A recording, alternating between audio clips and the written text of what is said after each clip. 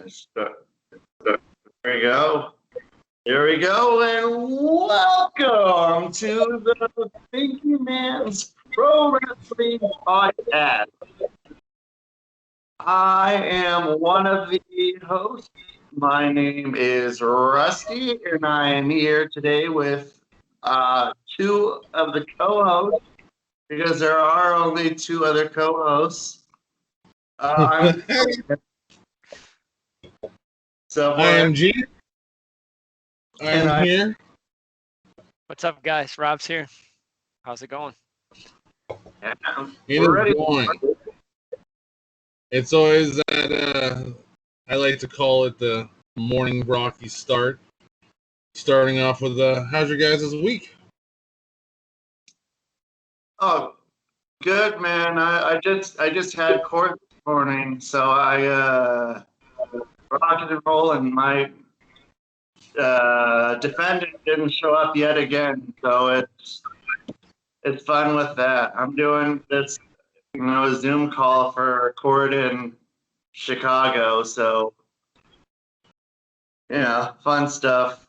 A guy that I got in an accident last July. A guy ran into me on the freeway, and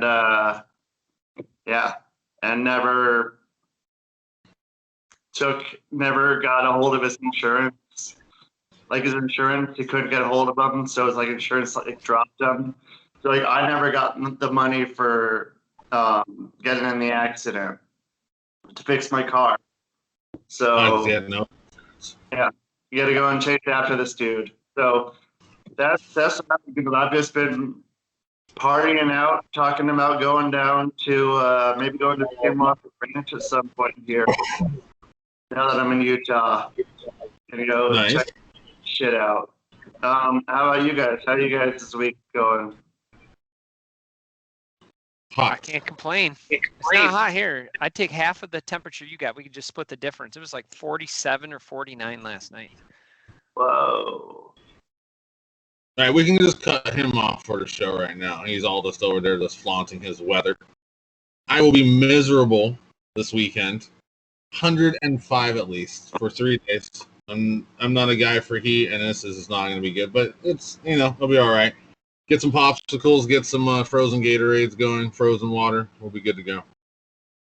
I want the cold weather. It just sucks. And trying to watch anything, podcast or anything, yeah.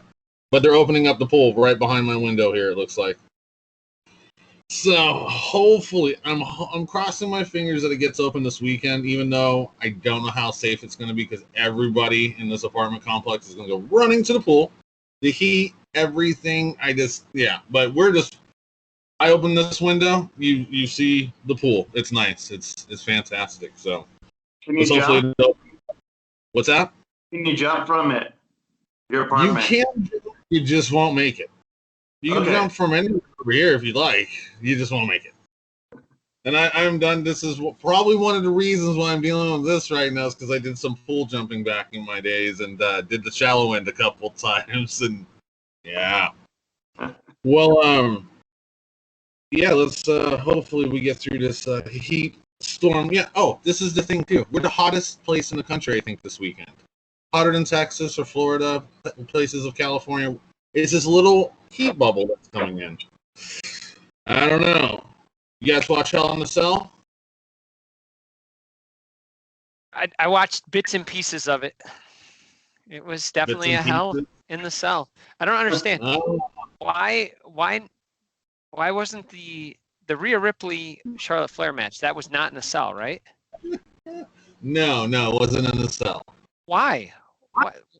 It makes no fucking sense to me. I think it needs to be. I think they're both equally pretty, in their own world, pretty diverse wrestlers, that they don't need that kind of stuff right now. I mean, Charlotte's at the top of her game, and then Rhea is just moving so quickly and up the ladder. She's becoming one of the top stars, in the women's division of all time.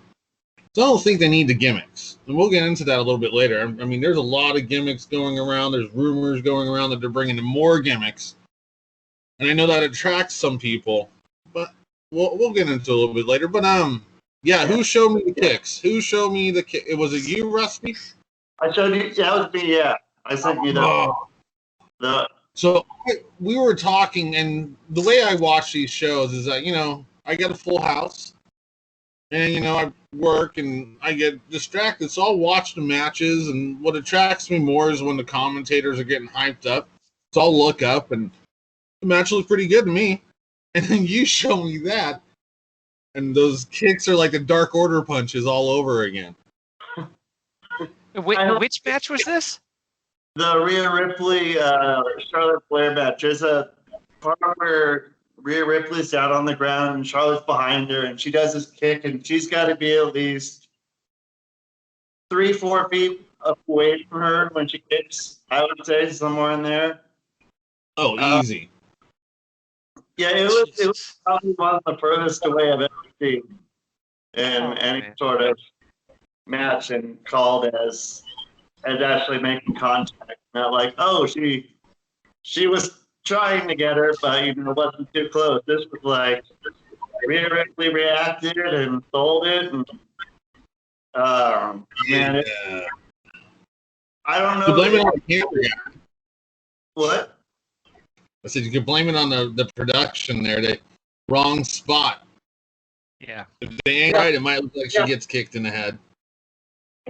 I mean, I don't know who was doing all that. Is it? Are there fans there yet, or is it all just still the? No, it's still live. Okay, so then it doesn't really matter too much. Someone must have just got a hold of that camera angle, because I doubt they would have played that in the match. They may have hit the live, and then when they did the stream or they may have edited it out. Yeah, it was pretty bad. I'm not surprised. Yeah. Yes, you. Okay, it doesn't work. See, I was trying. The Alexa Bliss shit, dude. What was that? The Alexa Bliss? What was it? You don't need to learn wrestling moves. You don't need to do anything. Just look like you're just cracked out. Raise your hand and make people slap other people. Because they tried to do it again last night on Raw.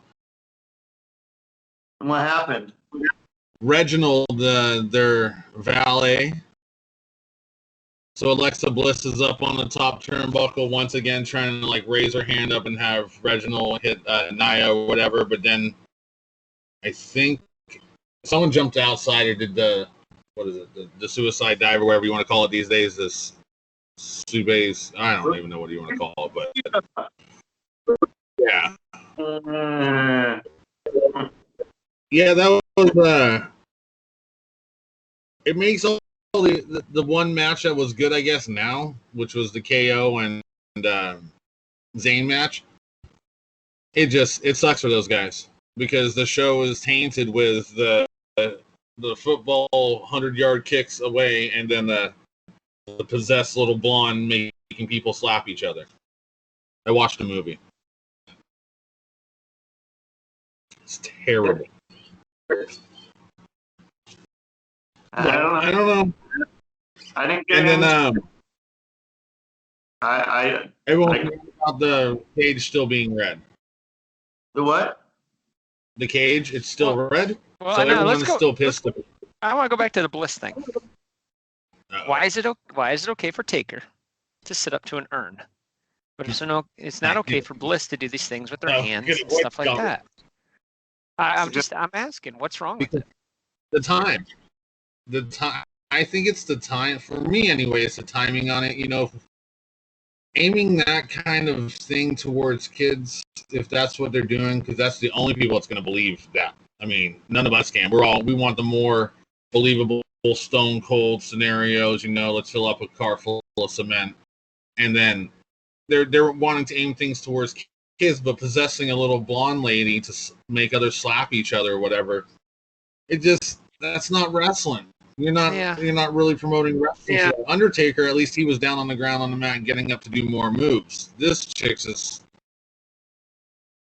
they're playing it safe. I know why, because she has the history of concussion, so she can't take that many bumps in the ring because she'll probably have another one.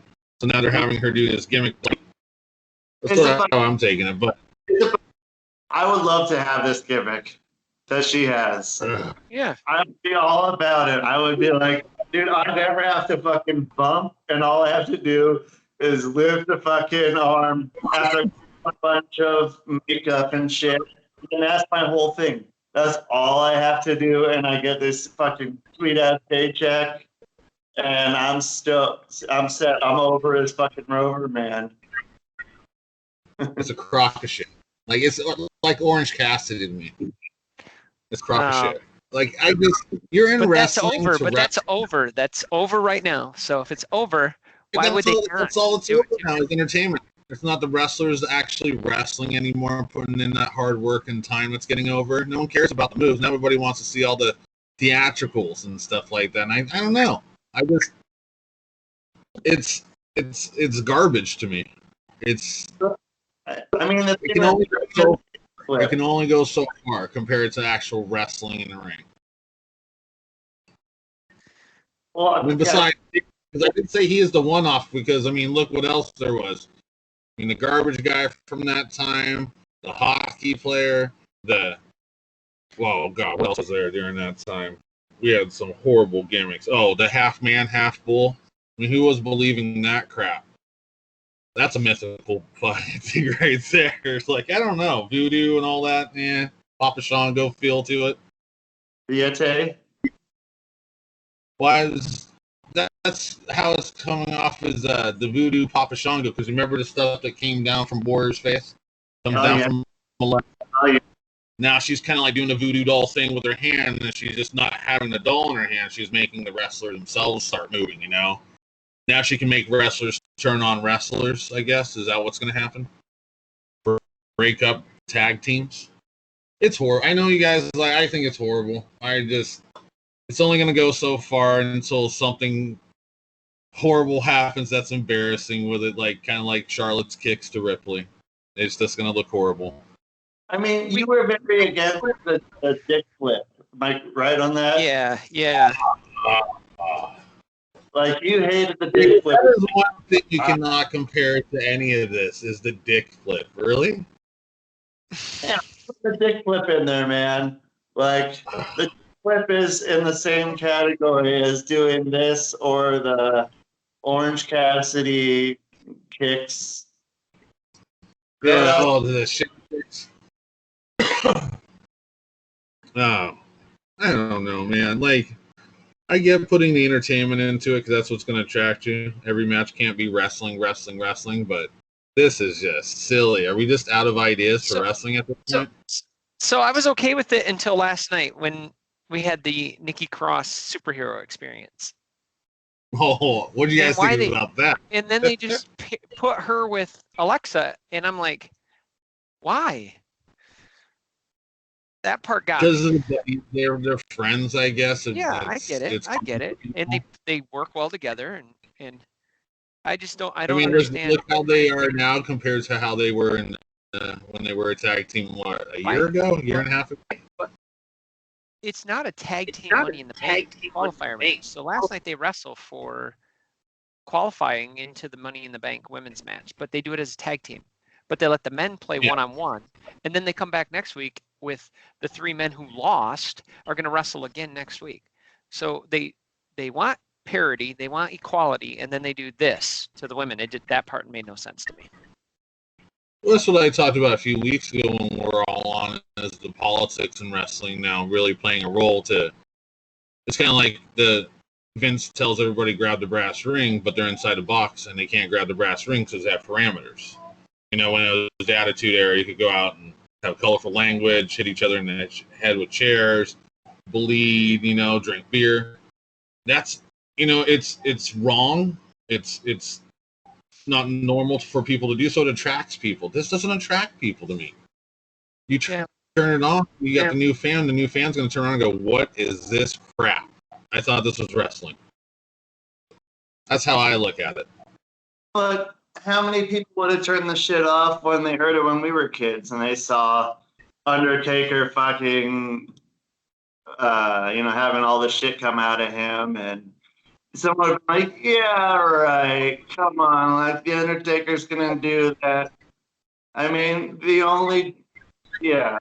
The only step To me, I'm they're gonna, the same fans. They're the same fans that sit there and go, "Oh, that guy who set up, that's garbage, guys." And then the moment that the product got really hot, they're like, "Yes, the Undertaker. I've always thought he was cool. I always thought he was cool, man. Even when he did that sit-up gimmick and stuff like that, that was cool, man. I followed him." And they do that. I just, like I said before, Taker to me, never my favorite. It's not like I dislike the guy. He's just that guy who's always there, and without him, you wouldn't have so many stars. But his gimmick worked. It was one in a few. I just don't see this Alexa Bliss gimmick going that far. as Undertaker. No, just in longevity in the character anyway, just because we don't live in that wrestling time anymore. I mean, look at Ultimate War Hulk Hogan days. We could believe it because we didn't have internet. Oh. In Taker, we could believe it for a moment because we didn't have internet. Now that we know that Alexa Bliss has a pig that she was in love with that died, and she puts these videos up crying about it, we know the person has feelings and she's a normal person, and then we're making her all a demented. Yeah, I don't know. I'm with you on that. I don't like that shit. Like, I don't like people doing too much personal shit that are workers and putting in all their stuff up on the internet. Like, I don't know. That's fucking weird, man. I don't want to know that Alexa Bliss, has feelings about a pig unless she's fucking sacrificing it. If she's sacrificing the pig, then fuck yeah. But if she's upset that the pig's dying, like, no, man. Like, I don't want to hear that. That's gonna throw out my suspension of disbelief there. Oh man. So let me ask you this question. Right. So instead of the false reality that is the Alexa Bliss scenario, would you rather her come out to like her fiance Ryan Cabrera's like 2009 one-hit wonder song or something, and she'd like be all bubbly and happy-go-lucky? I thought that guy was a baseball player. No, Ryan Cabrera was a you can call him a singer. He was part of the boy band genre. But he was independent. Yeah. He was on his own. So I think he had like one I don't know, back in like 2004, maybe somewhere around there. That's when he was popular. Man, they had a picture of his Teen Bop poster up on our wall, and now they're getting married. So sweet. There's a good amount of people like that, man. It's kind of odd. It's cool, but it's odd when you think about I don't know. I couldn't imagine that, like how weird that would be. Like someone that I had up on my wall, and then all of a sudden I'm married to them, and it's like, do you know why you're on my wall? Yeah, do you tell them that later on? Yeah, I mean, I used to have all these pictures all over my wall of you obsessing. Yeah, exactly. I thought that was holding a knife as you cut a cake. You can't leave me. All right, so let's get into another one. This Ben, I believe this is one of your favorites here. Roderick Strong. Just a brief moment. I want to run over this. He returned. When is NXT now? NXT's Tuesdays, right? Last night. Yeah. So yeah, Roderick returned last night with two other guys beating up Kushida, starting a new faction. The reason why it stands out to me, because there's other big things in wrestling happen, and the dirt sheets and the reports plastered it all over the place last night like it was a big deal. And I know you're thinking of Roderick. You're not a big fan of him, right? I could give two shits about Roderick Strong. Sorry, Roderick Strong. Like, you were great where you were. But like you don't do it for me, man. Like, I don't know, different folks like different shit, man. The shit he does, I can't do that many leg slaps. When I see 60 leg slaps in a match, I lose interest, and I'll lose interest pretty much forever once I see that. And I like to call this the Steamboat Luger path, because apparently we all agree on wrestlers that we don't apparently like. I see Rob agreeing over here. Rob, I was really hoping he'd come out like possessed, and he would like pick people up and like send them to different sections of the arena. This is turning terrible. I mean, I don't know how worse it can get at this point. There we go. But no, I just put it out there because it kind of came off silly to me, like he's working for the reporters out there because they just plastered him all over the place late last night, and I was just, I already see what's happening. He's in a faction with 2 other guys. He was in a faction with 4 other guys. Then if you do the timeline and the math on an ROH, you take Adam Cole, Bobby Fish, and Kyle O'Reilly was a faction by themselves for a while, just the 3 of them. So I see the faction facing off and all that good stuff. So the 3-on-3. Yeah. I mean, And they're called Diamond Mine, by the way. MINE. Are they? They have that trademark? I don't know. I know Moxley and Seth got their shit trademarked. Anyway, let's see. Yeah, and I guess they attacked Kushida on it, but yeah, I don't know. They're just to me, they're trying to set up this faction thing in NXT and kind of feel the feelers on it, and then I think if it works out in NXT, they'll really start pushing the main roster with factions again. I mean, I'm into factions, but I mean, there need to be reasons for them to have factions. Like, I don't know, you can't just throw a bunch of people together for no reason. I mean, there should be a reason why they're coming together. It's Undisputed Era. I mean, as much as I don't like. Sorry. Yeah. I'm just talking about throwing people into groups for no reasons. We'll get the 50-something members of the NWO. You got to figure out what's the 31st place in that group. I mean, yeah, you can be like Jeff Jarrett and be able to, be in every sort of like major faction there is, man. Like Retribution. That was a good move. They're still going. They kill the factions when they bring them up, though. That's the problem. Like Sanity was great, and then they ruined it, and they ruined everything. So leave the faction in the NXT and let them be successful there. Do with Undisputed Era. Well, I think the Undisputed Era could do it, but I don't think that I don't know. I don't think they could do it as well as the factions that we recall back in the day, the Four Horsemen, the original NWOs, the DXs, things like that. I don't think anything will ever be able to come into that realm.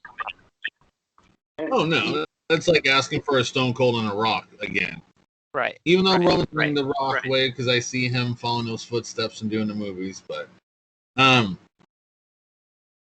yeah, I think if we're going to do the faction thing, kind of like what they're doing, keep it in NXT. Because, I mean, it was kind of working with, what is it, Imperium? Is that what they were called? Mm-hmm. And then there's, who's the 3 Latino guys that come out with the masks? I think they're pretty cool. I forgot, El Phantasm or something like that. No, I thought you were talking about Lucha House Party. No, ugh. Oh wait, that was another faction in the WWE that didn't do anything. I don't know. These 2 factions in the AEW aren't too bad though, man. They've been. I mean, like the Jericho faction, the Inner Circle. Yep. Inner Circle works. And now they have the other one that MJF. The Pinnacle. And I mean, Pinnacle's doing all right. It's not as great as the Inner Circle. I mean, they need someone to feud with, and I mean, I don't know if there's some people I could switch spots for the for the Pinnacle, I guess. But I don't know. I do like it. I do really like who they have on there. I like that they have the whatever they are, the FTR. I don't know what they're called now. They have a different name every other week with those initials. Yeah, but man, one thing when I was watching that, side note, I didn't know that Dean Malenko had Parkinson's. I saw that there was a part in like Yeah, And it is going pretty fast with him too. I know that it's progressing pretty fast.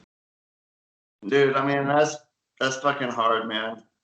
Like it was him and someone else that who was it? Oh fuck. Mongo. Like Mongo has it. Yeah. Al. Oh yeah, his what? His ALS. Oh, the ALS. Okay, so yeah, it was a different one. Okay, but I mean, yeah, both of those like kind of And came not to out. get on depressing though, but it's how fast it deteriorates because you look at pictures of Mongo about a year ago. It's not the same Mongo that you see today. It's crazy how our health can deteriorate really rapidly. I mean, we're guys. I mean, me and Rusty have been pretty aggressive with our bodies growing up, but not like these guys in the business. And yeah, it's just I think with any professional wrestler that's done the business for about 10 years, at least a dozen years, when they get the health issues that we're going to get when we're older, it affects them like 10 times more. Yeah. Like, yep. Have you seen Steiner? The what? Scott Steiner. Scott Steiner, yeah. Scott Steiner. Wow. Look up a picture of recent days like now. I love Scott because I love his promos. He was just at the end of WCW. I don't know if they were just letting him out of his cage to do whatever. But his promos are fucking funny as hell. I love them. I love those guys. So, all right. So, you a publicly traded company? What's that? Was WTW a publicly traded company? I didn't think so. I thought it was under the Turner Broadcasting. Yeah, because Turner membership owned it under. Yeah, it was just a show for them. It wasn't an actual company. So I mean, they could have more shit than WWEF did back in the day. Yeah. But because I mean, it's going to be whoever Turner's running it. So it's like, well, I don't know. What am I going to do? Fire myself? Perfect. That is a perfect segue into our next topic, dude. Territories, North and South, and that's where I want to start. North and South Turner, and then WWE, and then branch out from there. I was a North guy. Rusty, I think you're. Me. Rob? Same. Yeah. This is where I'm gonna somehow have a pitchfork and fire come screen to burn me. And I don't want this to sound real any way fucked up or anything like that. I was turned off from Southern Wrestling, WCW, NWA because of the Southern announcing. It all sounded like a horse was coming around the track. Does that make sense? Now coming around the corner, coming around the corner, hey! And that's all I could hear. Man, we need to make that a separate segment. We need to make a Gareth does fucking announcing segment. We're gonna have you call some matches. We'll have you call. Yeah, I'll call some matches with a Southern accent. Yeah, you Joey Styles doing the Southern accent, man. Calling some sort of match. Maybe a Steamboat Luger match, but the instant classic. And see, so that's the other thing is we bash, I don't say bash. We're just not fans of Steamboat and Luger, guys that ran in the Southern territories. And some people have said to me in the past the reason why I don't like these guys because I never watched their territories. And that is a crock of shit. I've watched all territories. I've looked from Japan to the European territories, to the good old Canadian territories, to the South American Mexican territories, all the way Puerto Rican territories. I've watched all that stuff just to excuse me, guys, to see what was better out there. I'm an ECW guy, I'm a WWE guy, so North is where I am at, but I don't know. I looked at wrestlers. I knew who Dusty was. I knew who Flair was. So if you included all the territories, like including all the NWA territories, like if you had all this, let's say in the last, let's say since like 1950, I'm not allowed to say that's 50 years ago, but that's 70 years ago now. I mean, like, where would you want to work if you had one place? I mean, and you weren't going to go and move territories. You were just going to be the guy who's just there all the time. You never get stale. You're always fucking hot shit.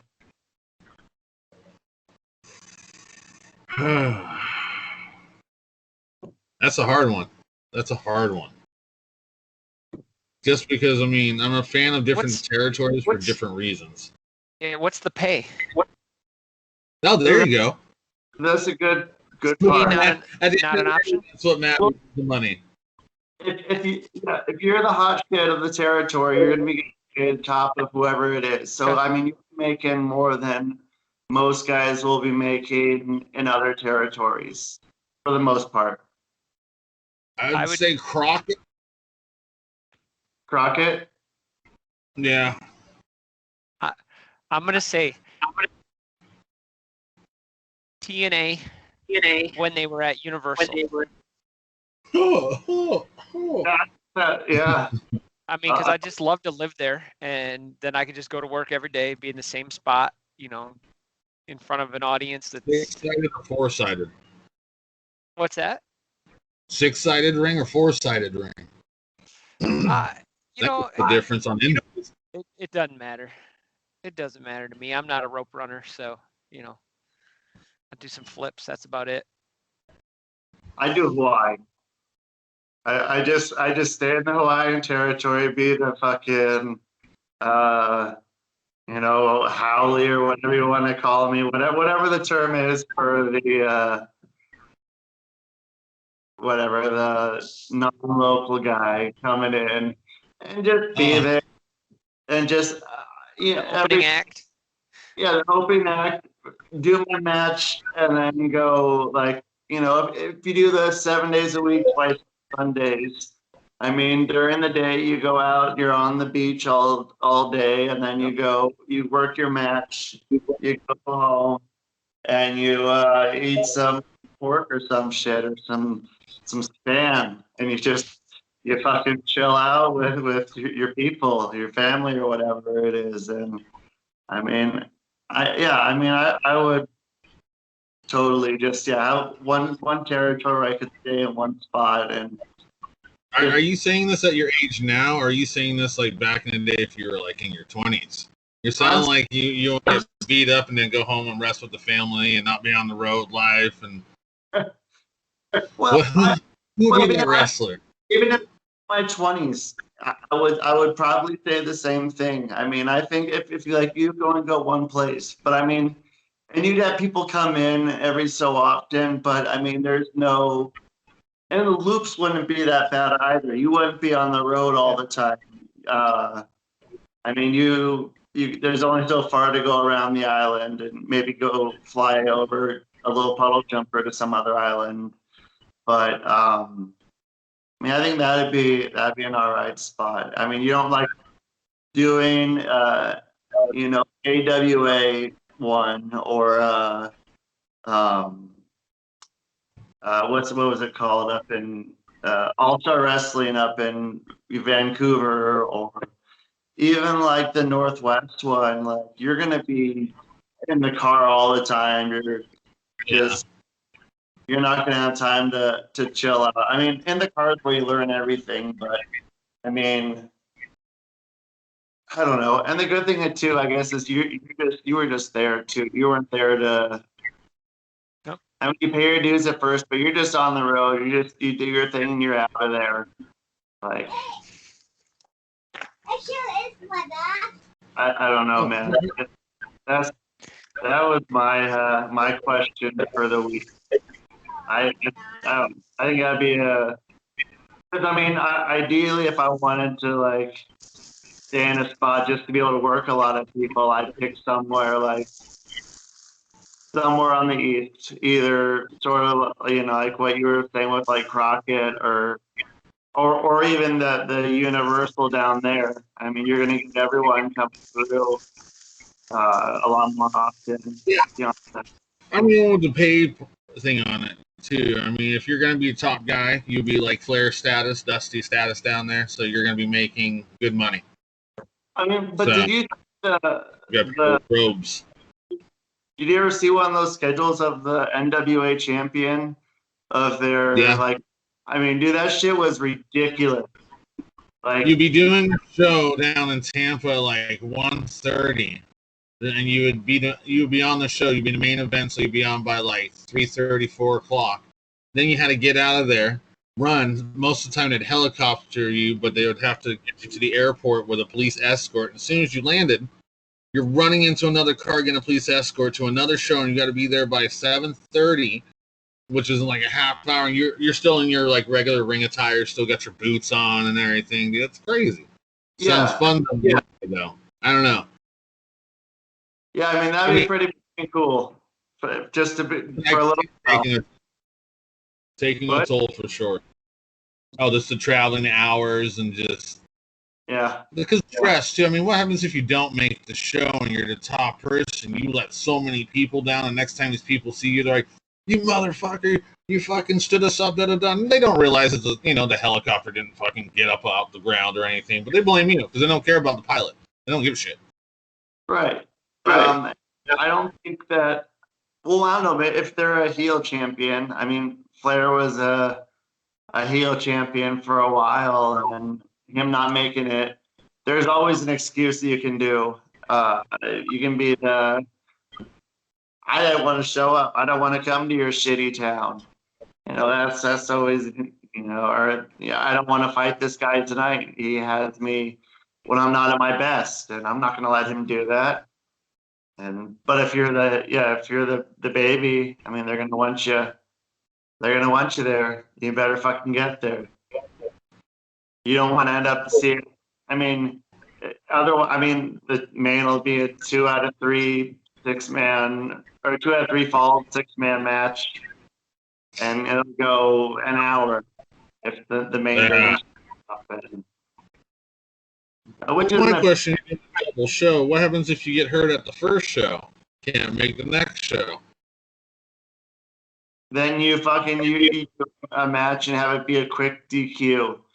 Go out there, have someone hit you wherever you got hurt, and then just go out and be like, "Oh, next time I come back to Sandusky, Ohio, you're going down. You're going down." Well, I don't know why I said Sandusky, Ohio, but going to Cedar Point. Shout out to Tommy Boy, I guess. So, I don't know.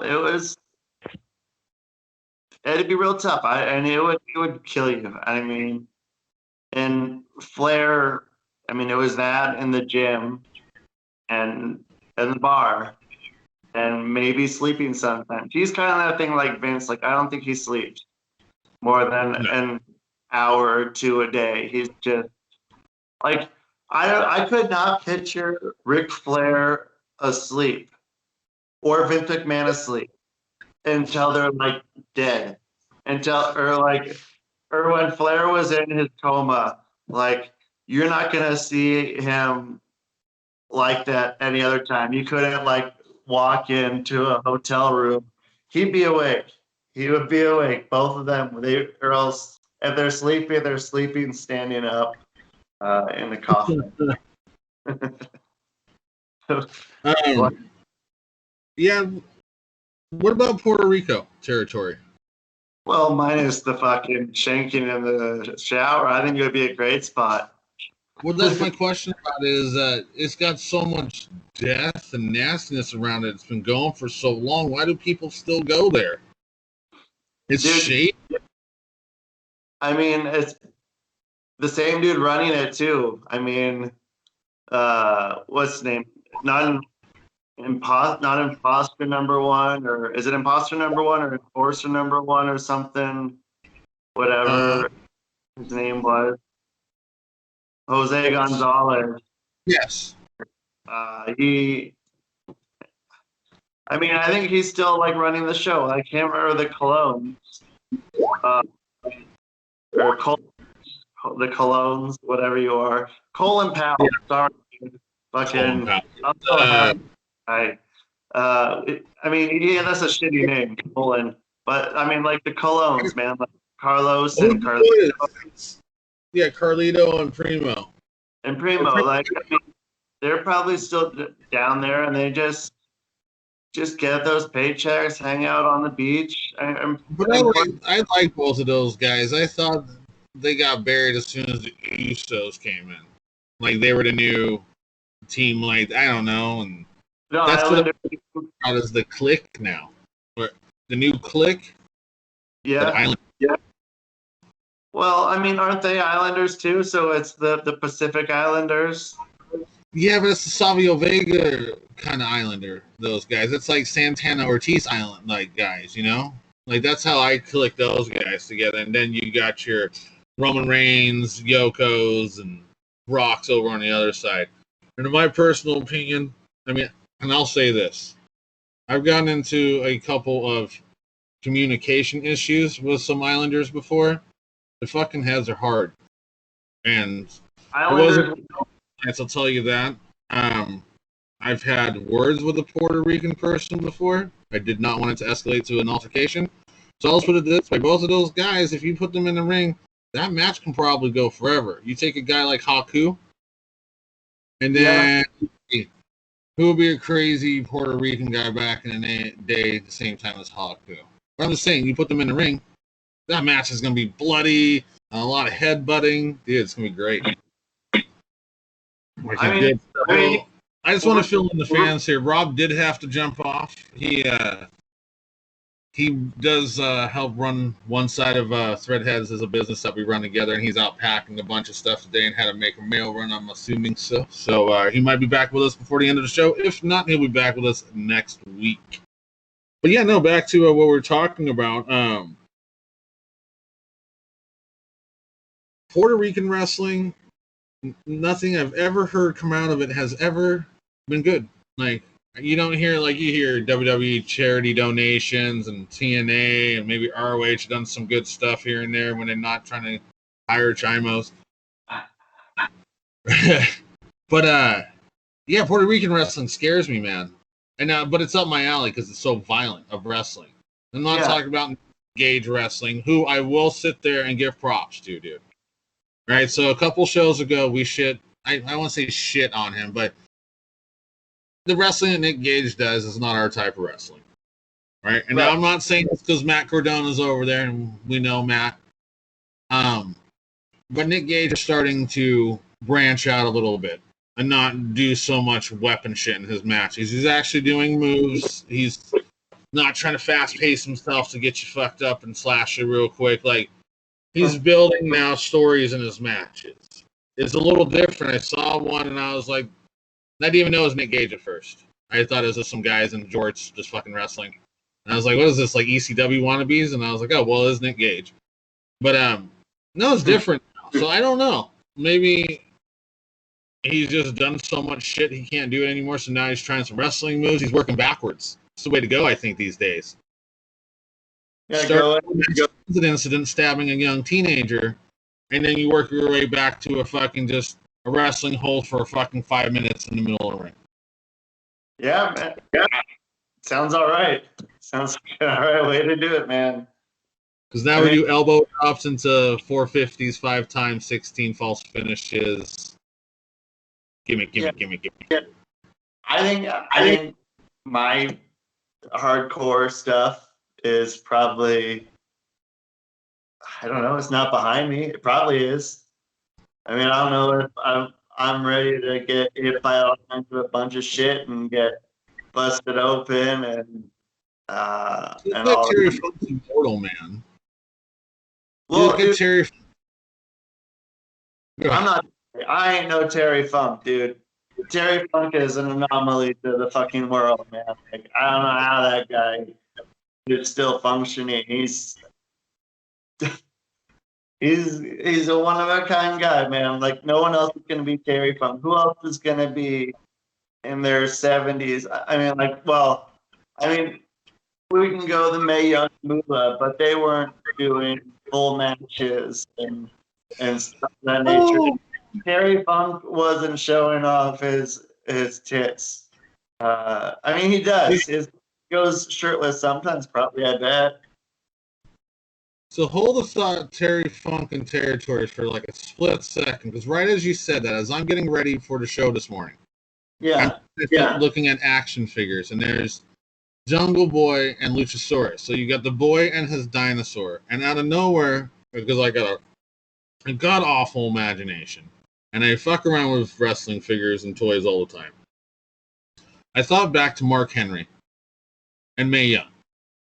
And they could redo the figure set. So the current figure coming out for Luchasaurus and Jungle Boy is Luchasaurus with Jungle Boy on his shoulders. sure. So I want to do another set, and that says a boy and his dinosaur on the box, right? So now I want to do a set that has Mark Henry with Mae Young on his shoulders. It says a boy on his fossil. Why not, man? And put at the top Geriatric Park is always one of my favorite titles. No reason why. Yeah, you could just recreate the box. You have a tool right there at your disposal to do that. Yeah, I could. I do terrible things with coming up with stuff. You never know what I could come up with. You never know. Well, if anyone's watching the stream, hey, check that out. You're gonna have your minds blown when you see the rest of his stuff. Yeah, wait until I'm gonna post some stuff up. I think at the end of the night tonight on Instagram, and we'll throw that out at the end of the thing. Oh, so Terry and Territories. Yeah. What territory? God, this is hard. What territory was Terry in the 90s? Was he in mostly Texas territories?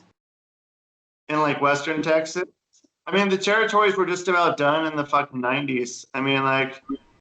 He went up to ECW at the end.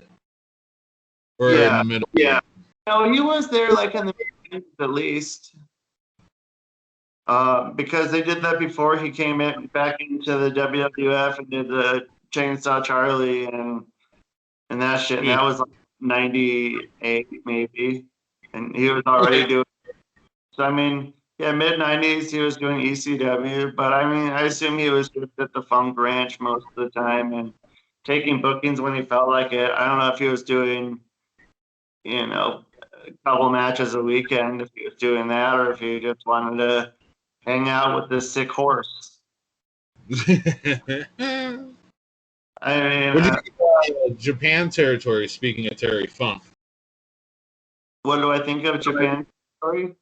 Yeah, because what did we have? We had All Japan, and then you had New Japan or whatever IWGP. Dude, 90s All Japan is fucking amazing. Dude, just if anyone's listening, go back and watch that. Watch some of these big ass names that you know that you didn't really get to watch in territories. Once you go back, I watched a lot of the death matches from Japan. Well, and that too, man. Like, I mean, that's where it got started for me for that shit. Yeah, I mean, I remember seeing that shit. I was like, the wrestling can do this. There's more than the big boot and the leg drop and the pin and then the pose. I mean, you got people getting thrown into shit and getting hurt. I mean, then you go to those backyard wrestling tapes that came out in the late 90s probably. And that worked out for three guys in the business. That's Foley and the Hardys. That's where that worked out for him. And Foley's was more of an entertainment movie in the backyard, that what he was doing, and then the Hardys had an actual backyard wrestling gig thing going on. Same with the Bucks. Fuck them. Yeah. Sorry, I tried. Hardys, man. I tried, dude. I like Hardys.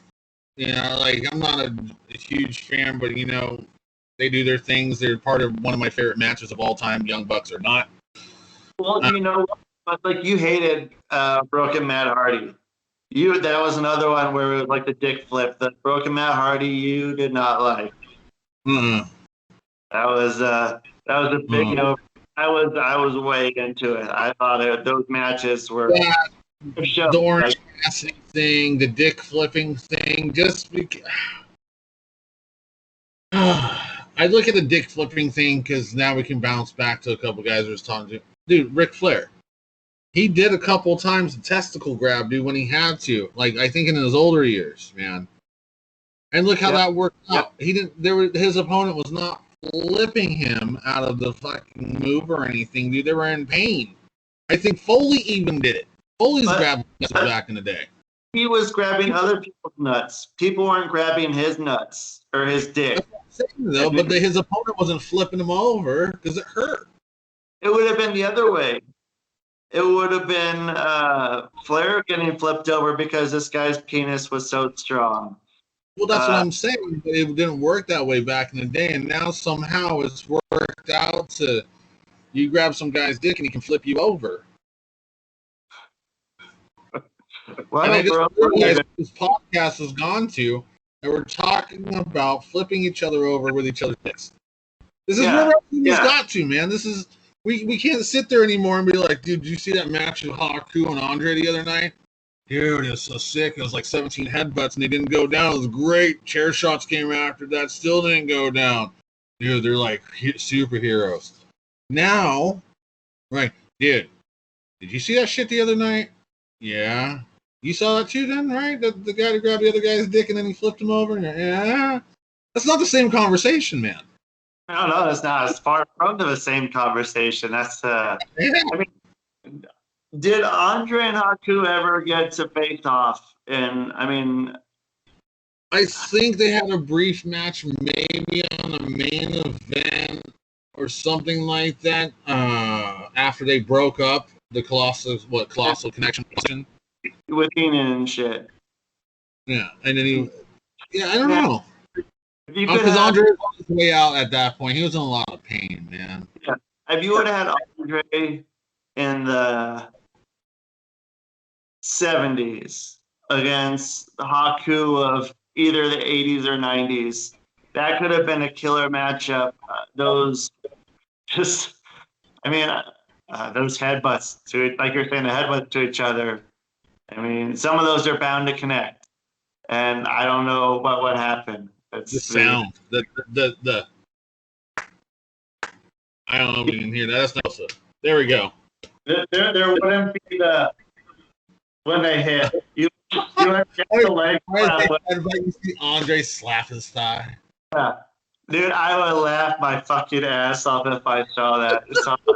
Andre Haku slapping a leg. Dude, they didn't need to slap a leg. You heard a thud like when it's really full. Sound like when you headbutt someone or you kick someone. You don't kick someone and you hear a leg slap sound. But you know what? I don't know what it was about Shawn Michaels, but the sound he did, I don't know if it was because of his tights or what, but his leg slap sound sounds different than a lot of other people's. So from what I've seen from it, it almost looks like he takes this part here and cracks it like this as he does it. Like he's got that slap right there. So he's not even like really leg slapping. Yeah. He's taking the sweat, the perspiration, and he's going like that as he's, I don't know, maybe I'm wrong. Like an armpit? Kind of. Like a little.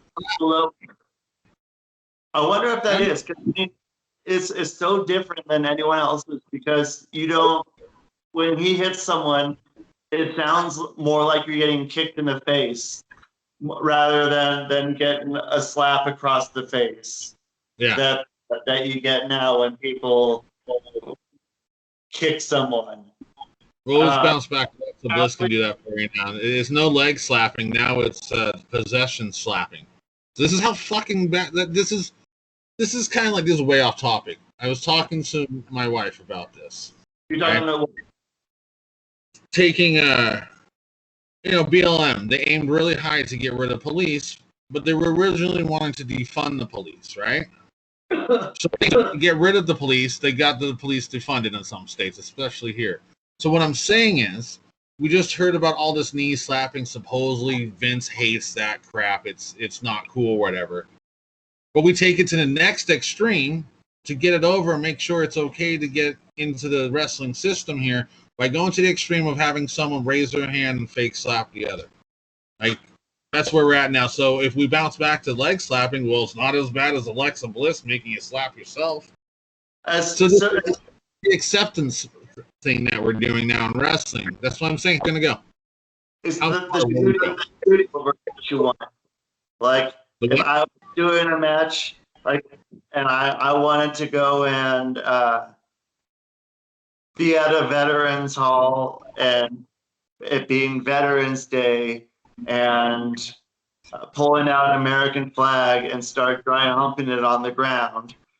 You say that, allegedly, and then we get to do something where we, interrupt, I think we ended up playing the national anthem with our flutes very shittily on Veterans Day in VFW Hall. And, do something far above what you really want. And, it's just like any sort of negotiation. You go and you shoot higher than what you want to get what you really want. And if they give you what you ask for crazily, then awesome. But, I mean, get the leg slap. But I can't do the leg slap. If I ever do a leg slap in a match, it would be an ironic leg slap. And I would do it like when I'm, I don't know, if I kick someone in the balls or something, I might make a sound. Right. It doesn't make a sound. The only sound you hear is from the other person or whatever sound it may be. Are you talking about maybe Goldust doing the Shattered Dreams? Because that, I think, made a slapping sound when he did it. I think so. So too, and I don't. That's one that should not be slapped, man. That should just be you hear a thud or you hear nothing, and there doesn't need to be sound for that. Or let the guy who's doing it, like Goldust, if he comes in and he kicks them and he's like, yeah, and like, that's a lot more believable than kicking it and then being like, what the fuck, does he have a face on his ball sack or what's going on? The thing that I feel like we're missing now is that everyone's forgot to use their vocals when they're doing their moves. Like, I agree. Like that, Now it's just it's like, yeah, I get it. Make the sounds of the impact and everything, unless you're Charlotte Flair. If she was going to be knee slapping on that one, that would have been great. Yeah. That was just, I don't know, man. Like, so that's something too. Like, not a lot of people do the sound effects, or if it is, it's just like an effect that kind of like when they're hitting someone or something. I learned about the breathing thing, but where did I learn the breathing thing for? It was it Mike Tyson? No, it wasn't Mike Tyson on the Joe Rogan show. There's some show and they're talking about making that sound like that. Yeah. Oh no, dude, it was on ridiculousness. And fucking, he was like, yeah, I always thought my dad was like trying to be fast and stuff, but it's a breathing exercise as you're doing your stuff, I guess. Yeah. Who was the guy who used to do the frog splash off the top rope and make a fucking whoop sound as he did it, or make some like, wah! He would scream as he was doing a frog. It's a Samoan. Oh. Like that, dude. They make some crazy like call as they did a. It's fucking cool. Way more like, and when you land, I mean, when people land, they don't do slaps or anything, even though your bodies are slapping together. Like RVD selling after you do a frog splash. Yeah, or like you do something like right before you go and you do one of those frog splashes, like doing something on top of the rope. So, like I like the not tribal call or whatever you would call it, the Samoan warrior call of sorts, whatever that may be. And that seems way better than just doing nothing.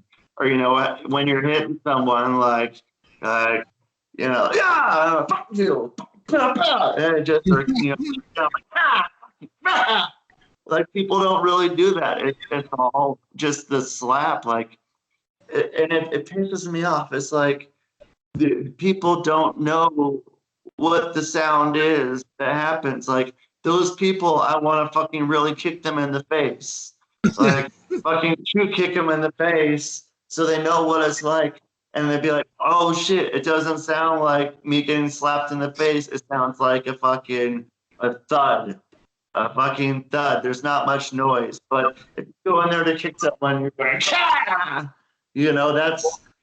Here's how you want to look at it. You got Nikki Cross in a superhero outfit. They're making all these noises. Next, you're going to actually have the expressions like on the old school Batman pop up on your screen, like pow, boom, bing, and it'll pop up when they're 4 feet away from each other, kicking each other, so you don't see the distance, and they'll just pop that little image up and go pow, and they'll fucking just overlaid over their mistakes. Like they have this extendable leg that's just fucking goes way out. I don't know. I mean, there was the Wrestling Society X where they did that kind of stuff, but I mean, doing that much it's got to be fucking take a toll. I mean, you wouldn't have to. I don't know. No one's doing that. No one's fucking doing that shit in post anymore. I mean, it's cartooning at that point. Just take everything that's real out of it. Stop doing road shows and just make it a cartoon. We're done. Like that's gonna be next. Animating these guys, and I don't know. Shows were. So, speaking of shows and animating and looks and all that fun stuff, what was your favorite stage setup? Whether that's the Attitude Era stage setups for Nitro or Raw, to pay-per-views, to the shitty rundown bingo hall entrances. I think I like was it WrestleMania 10 had the X's that came apart and like Oh yeah. That one. I did really like that. I thought that was a cool effect. I don't know why that one popped out. I would have never thought I would have said that. I was gonna say the big fist on SmackDown in the early 2000s, but man, that thing when the X's came apart, I'm pretty sure it was X's. Yeah. I mean, that stuck with me. I thought that was pretty cool one to do. What about you? Well, my number one, we were talking about it earlier, was Halloween Havoc. Like, I'm not a WCW guy, but Halloween Havoc had the best stage setups, just like attraction-wise and all that stuff. But yeah, I mean, if you're talking about the X, I always liked the one at WrestleMania, 14? Where the glass breaks for Austin, that whole setup that they had. Yeah. And then the glass breaks right there. Or what one was it? I think it was 13 against Hitman. Was it the one? Or was it the one in 14 where he worked HBK with? No, it's the one before that. No, yeah, you're right, because I think Austin just comes walking out that one because they have the live band and everything playing for him. Oh yeah. That was horrible, by the way. I mean, that was a cool fucking entrance for him. And I mean, any of the ones that Triple H had at Mania were always fucking pretty. Wait, is that the Motorhead one? What's that? Is that the one with Motorhead? Well, he had a bunch, dude. He did like every year he'd fucking have a big long entrance, like just some fucking elaborate thing. And yeah, you had the one with Motorhead, where fucking Lemmy doesn't know the lyrics and sort of. Over and over. What's that? At the end of the song, he kept saying, "Time to play the game over and over and over." Yeah. And like, one of the notes I have on here, you know what I've liked about setups in wrestling? Is where they have the aisle raised up. What do you mean? Where like the ECW entranceway or the old WCW, where when you're walking out, it's the same height as the ring. Okay, yeah, the ramp thing was like straight out instead of going down, like, but it's like And then you walk, yeah. to the So you're back. above the crowd pretty much when you're walking out on the aisle. You're just like Yeah, a, dude. That's always been my favorite. Good one to bring up if people want to relate to it or try to figure out what we're talking about is ECW when Bam Bam grabs a hold of Taz and they fall backwards and they go right through the aisle or they right through the stage of the aisle, whatever, in their crate paper. It was horrible, but I like it gives it a lot of attention, gives it like a really cool feel to it.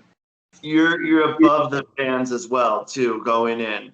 You're not the same level of them going in slapping hands and shit. Like you're walking above them like you're fucking god going into that ring, and that's a way cool effect for. Yeah, because you're making these guys now look even bigger. I mean, you're putting them up on, I mean, pretty much a pedestal. Yeah, In that feel. and I mean like it would be a good idea for some of the guys now. Some of the little fucking guys putting them up there like. I don't know, every fucking guy that's under 200 pounds. You throw them up on a stage like that, and they're going to look a lot bigger than they are. They're not going to look like this guy. You can anybody could kick their ass.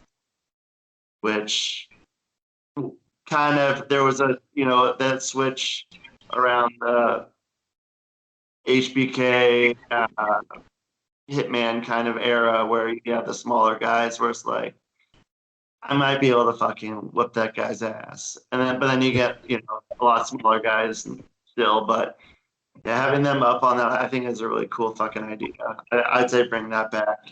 And plus, you don't have that fucking old timer trying to go up those steps and you see him with his fucking hands on his quad trying to get up that shit. But then they do, 16 bumps in the ring and they're fine. But that first little bit trying to go up those stairs sometimes is a bitch. It's just like, oh. Well, that and a stretcher match would be cool on one of those things, except if you go off into the fans. But that would be pretty sick. Then you crowd surf. Stretcher that weighs more than a wrestler's. Yeah. But yeah, no, Halloween Havoc. I can't think of any more that really stand out. I do like AEW's Double or Nothing looks all the time with the poker chips and stuff like that. They got the big raised the stack of chips and shit.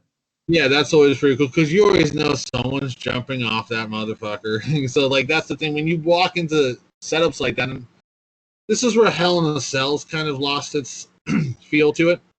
Yeah. When you see Hell in a Cell, you're just kind of like, oh, well, that's cool.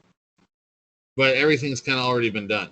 I mean, Foley's already been thrown off of it. So when you walk in, you're like, oh, I wonder if they're going to throw somebody off of it this time because it hasn't been done. But it's already been done. So you don't wonder about that when you walk in. There's no, feeling to it. When you see a stack of chips, you're like, all right. Someone's jumping off that shit tonight, or like, you just see tables, ladders, everything, just those setups. It's like TLC. When you see all around, you're like, yeah, it's not a TLC match, but they're still going to use it because later on they're having a TLC match. I like the ECW setups, man. Just like it had a little brick cut out, and it was a simple, just little black curtain. I'm going to be making some of those, by the way. That's going to be one of my new projects. So pretty little ECW entrances. Oh shit! I like the old school Titantron for Raw. Even though some nights they have so much lighting, you couldn't see what the hell was on the screen. I'm sure you can see if you're at the arena, but when you're watching it at home, you see, you're like, oh, what's that Titantron now on there? You see the Nations, Titantron, or Stone Cold. But I like that whole metal feeling to it. I'm sure it was painful getting thrown on that grated crap there. But yeah. I like that whole feel to it, or them being in the universities instead of the big stadiums. I think they should do more of that, man. The small, don't try to. I don't know. I'd almost say, as much as I hate them, I don't know. I wouldn't do a fan list. I do a very, very limited fans, except for like a Mania show. But I don't know. It's sad seeing fucking half empty arenas and stuff. It's not going to show up on TV, but someone there is going to be posting video or pictures of it. And you see it on Twitter, and it's just, oh, okay, this arena was a third full, but they made it look like it was pretty jam packed. And like, dude, that's got to lose a lot of money, and I mean, it hurts the feel of the crowd. Like when you're at those ECW or the PWG shows, like you're there, man. You're there. It's selling out, and you have that energy. And the energy of a crowd is, I mean, can't really replicate it by anything else. No. That's why I'm happy to see the crowds coming back now. Like, yeah. It was stupid watching it with no fans, or the fans on the screen. I can't. I mean, between the fans on the screens and the fucking, if anyone's watching the camera hit cuts, the super fast camera cuts, the camera fucking going in on every punch and every kick, and that's what I'm saying. Which is next is pow. Like that's what you're gonna see, the camera going like that. Yeah, dude, my fucking head's too fucked up, dude. I watch that stuff all my body will just sort of stop working, my head and eyes will just shut down, and I can't do it, man. Maybe I have to get conditioned to it. It'd be like me doing 50 rolls around the ring, like little fucking shoulder rolls or something around the ring. Just doing that over and over. I mean, that's what it feels like when I'm watching those matches with those. You make me dizzy.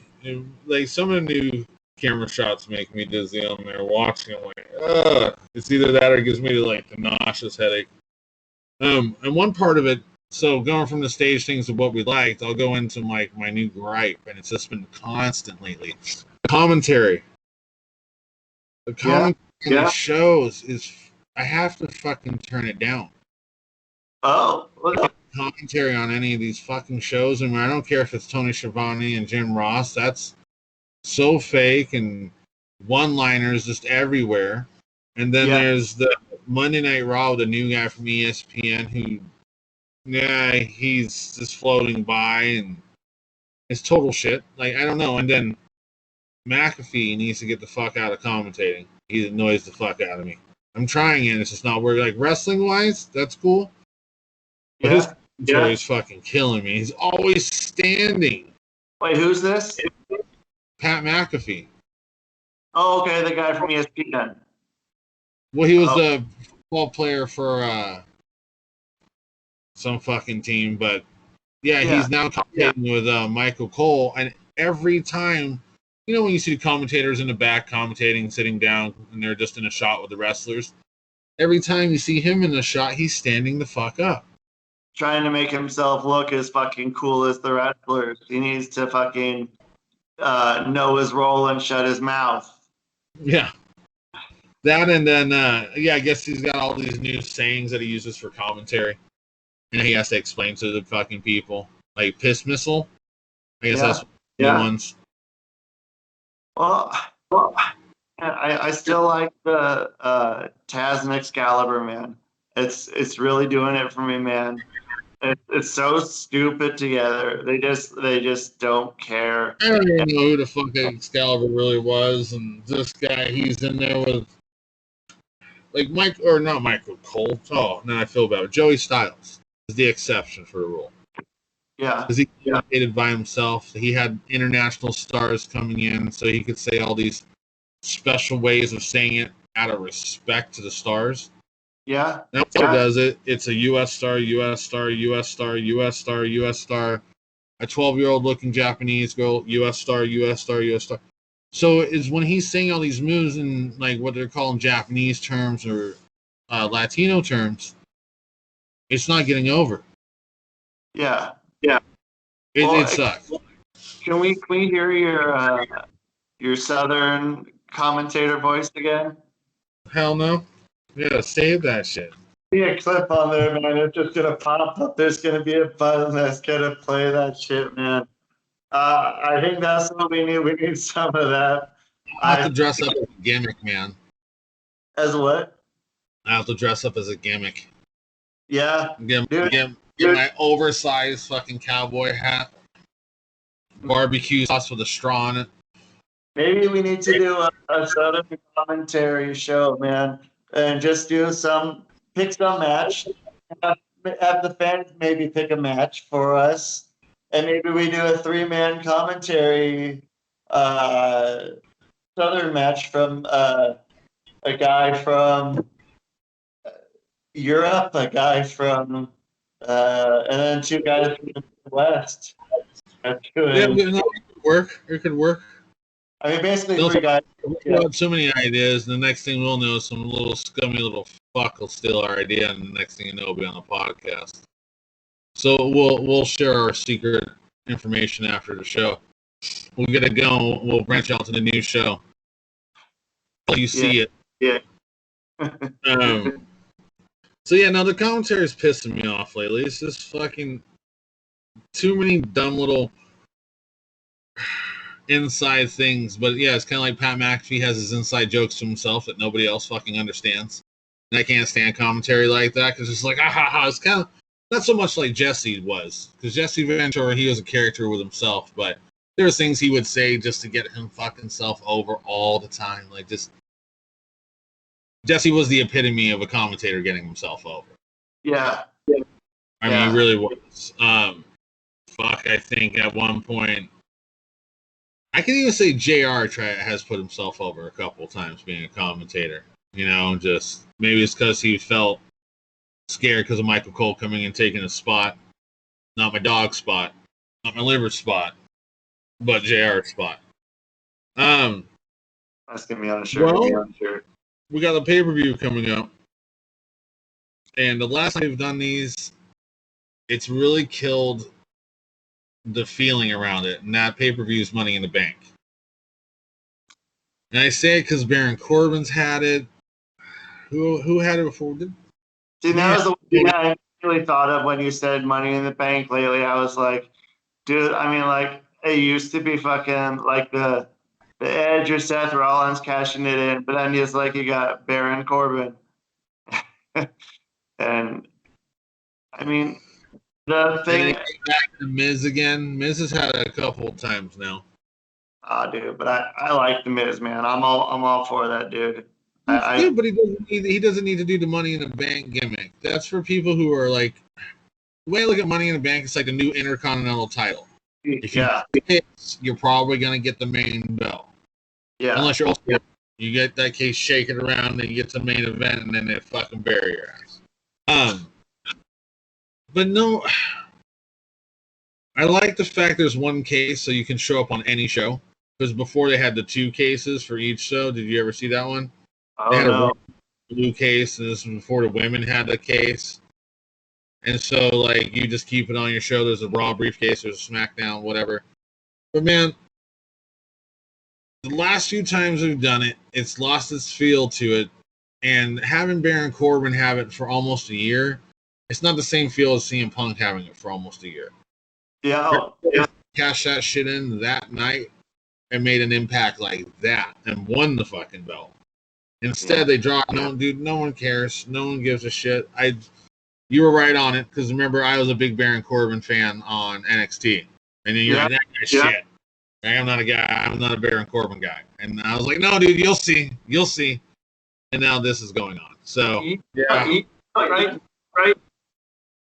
But I mean, that was when he was doing his face run. He still like has a long way to go, but like, I don't know. I hate to say it, but the way he's doing stuff, it's definitely a hell of a lot better than it was.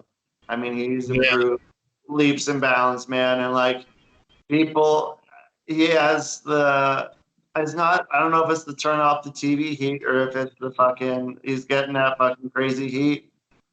Because I get pissed every time I see him on TV, and that's a great.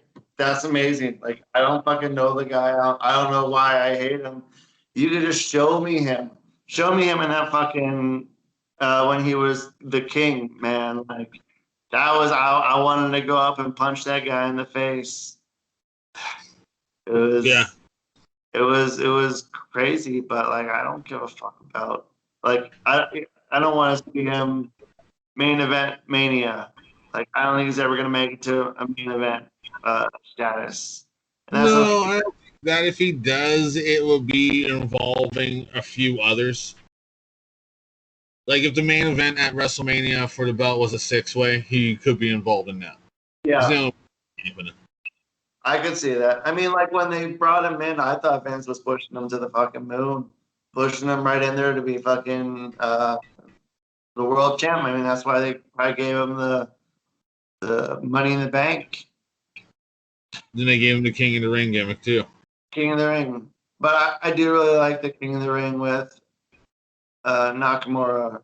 I did see some bits on that, and I found it pretty funny. That guy, In New Japan, he did that whole King Nakamura gimmick in Japan for a while.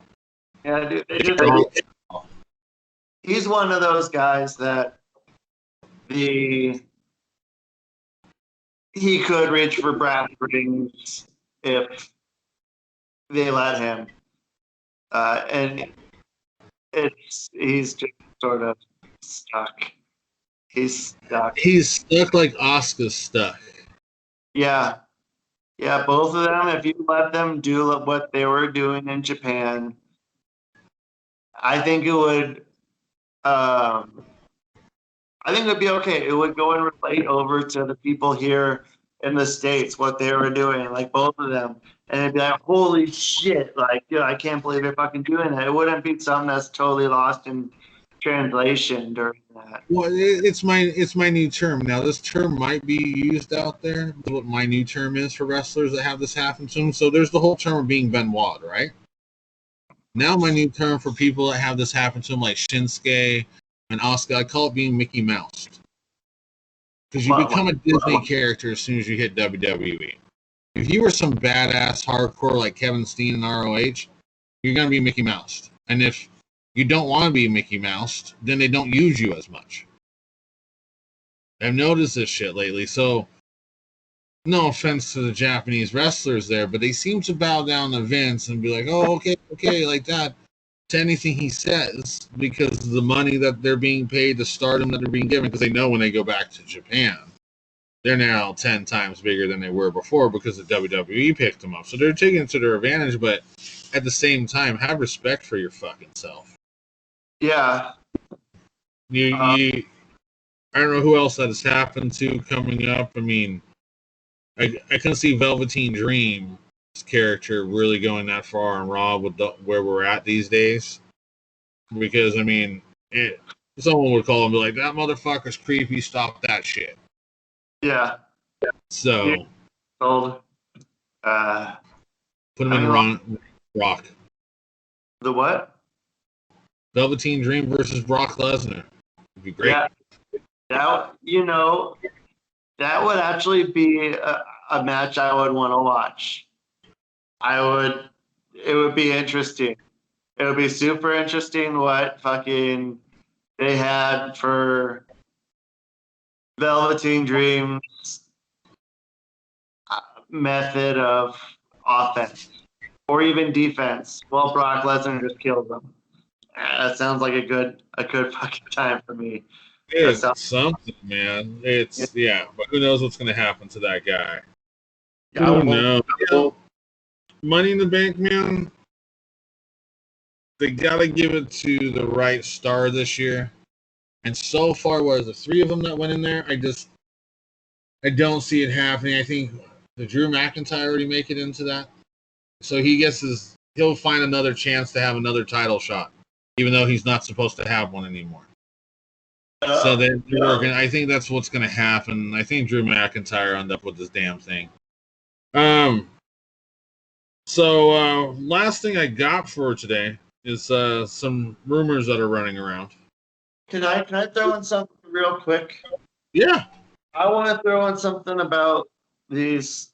There's 3 kids from Minnesota that just are fucking killing it right now. Well, one's injured, but like, dude, they're fucking 19, like 20 years old, man. Like, when I was commentating, like, so there's the 2 kids, the top flight, in AEW, like, one's injured, so there's just one of them left. But dude, those kids were, yeah, I mean, had to have just turned 18, like maybe 19 then for the other one. And then, what is her name? She's the cheerleader, something Hart. Varsity Blues. Yeah, for Varsity, fucking whatever the fucking call the varsity team. It should be called Varsity Blues. They're in blue all the time. That's why I think of that. And I know they're called varsity something. Blondes. I'm pulling it right now. Blondes. Oh, that's it. Yeah. I can't think of her fucking name, but dude, she was having like her first or second match, and that was November 2019, probably, or December 2019. She was having her first or second match I was commentating on, and is it Jamie? No, it's whatever the name of what she would be in. Julia. I was gonna say in what's that movie? The Wedding Singer. She would be Julia Hart if that was her name. If she would have married, when she does marry Robbie Hart, Adam Sandler's character instead of Julia Gulia, that she could have. But so Julia Hart, but dude, shout out to those 3, man. Just like all 3 of them, man, like just been crushing it. And I don't know. I think they got buried last night. Yeah. The night before. They got beat down, I think, pretty bad. Yeah. But I mean, still, like, I don't know, dude. Like, being that young, that's fucking weird, man. Like, some of these kids, man, like, they're fucking kids. Like, at 19, and I was like, yeah, you wouldn't want me on that show. But so let's get into the rumors and or, you know, I can't say innuendos because you can't do that. So let's get into the rumor mill here. Sorry, I have this clicking coming. Can you hear that? Sorry, if anybody can hear that, I got some weird clicking sound coming in. That's what I was paying attention to for a second. Stop now. It's coming through my speaker. I was doing it the other day, and I got to get a new speaker. So don't pay attention to me as I looked off. If you just drop the whole fucking thing, man. If someone had muted your cell phone, my cell phone's like right next to the speaker, so I just tossed it over there. That could have been it. I'm not the tech savvy guy. I'm not. Okay, well, yeah, some rumors. The top one I'll leave until the end because I like talking about it. One's that returning by SummerSlam. Who? Becky Lynch will be returning at SummerSlam. She had a baby, right? Yes. So Seth's been on the road, and I'm guessing now the baby's going to be going on the road because they'll both be on the road because not only is she returning, but now I also saw the card that's kind of been leaked for SummerSlam. So if anybody's listening, I suggest in the next 5 seconds you turn this fucking show off because I'm about to leak some information. All right. And that's all the fucking time you want. So here we go.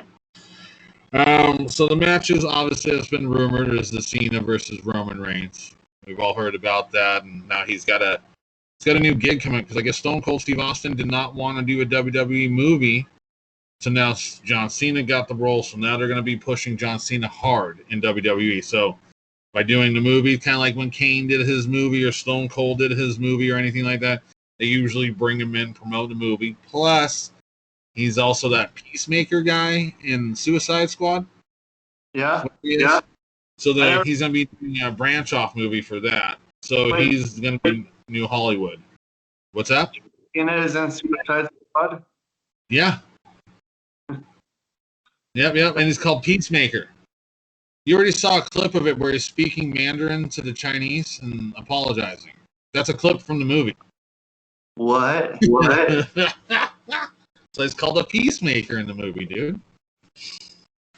That's why we take the Suicide Squad movie and splice that in there. But so one of the rumors that's big coming up, and it's been a talk all weekend, is gimmick stuff returning to Monday Night Raw. Because we did talk about how they can't sell all their tickets. Apparently, SummerSlam is either sold out or close to being sold out. So that's a good thing. But they can't sell the tickets, so their new thing is now to bring back gimmick Raws. One of them is the spin the wheel, the Las Vegas, whatever. I like that, but can we naturally do it? Like, put everybody on the spot and naturally do it? Because I did find out that voting thing for where's that Raw, where you vote who wrestles who on Raw? Yeah, like Cyber Monday. That's Cyber Sunday. Cyber Sunday. Anyway, whatever it was, we got to pick it, right? Yeah. That was real. Yeah. Cool.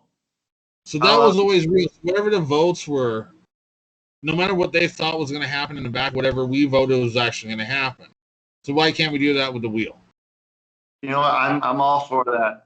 I mean, give the fans every once in a while something they want. I mean, take off the stupid lingerie matches, because if that lands on a guy's match, I don't think that's going to fly. Why take not? off the stupid, like, little, why not? Well, it is 2021. Maybe Sonny Kiss will come running out there and referee it somehow, do a run-in from the other show. Yeah.